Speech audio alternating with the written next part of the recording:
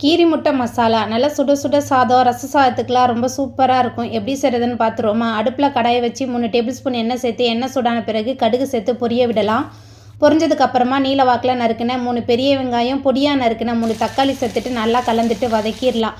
கூடவே வெங்காயம் தக்காளி வதங்குறதுக்கும் இந்த கீரி முட்டை மசாலாவுக்கும் தேவையான அளவுக்கு கல்லுப்பு சேர்த்துட்டு நல்லா கலந்துட்டு வதக்கிடலாம். நல்லா வதங்கி வந்த பிறகு 1 டேபிள் ஸ்பூன் அளவுக்கு இஞ்சி பூண்டு விழுது சேர்த்துட்டு இஞ்சி பூண்டோட பச்சை வாசனை போன பிறகு கீரின 4 பச்சை மிளகாய் சேர்த்துட்டு வதக்கிடலாம். இதில் 1 டீஸ்பூன் அளவுக்கு மஞ்சத்தூள், 1 டேபிள் ஸ்பூன் காரமான தனி மிளகாய்த்தூள் சேர்த்துட்டு நல்லா வதக்கிடலாம். கூடவே தண்ணி சேர்த்துட்டு நல்லா கலந்துட்டு எல்லாமே சேர்ந்து நல்லா கொதித்து எண்ணெய் பிரிஞ்சு வந்ததுக்கப்புறமா இதில் கீரி வச்சுருந்த முட்டை சேர்த்துக்கலாம். இந்த மாதிரி கீரி சேர்க்கும்போது இந்த மசாலா எல்லாமே இந்த முட்டைக்குள்ளே இறங்கி சாப்பிட்றதுக்கு ரொம்பவே டேஸ்ட்டாக இருக்கும் கீரி முட்டை மசாலா.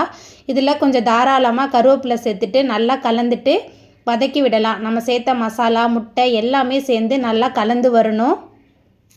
எல்லாமே சேர்ந்து நல்லா கலந்து வந்ததுக்கப்புறமா இறக்கி பரிமாறி பாருங்கள். ரொம்பவே சுவையாக இருக்கும் கீரி முட்டை மசாலா.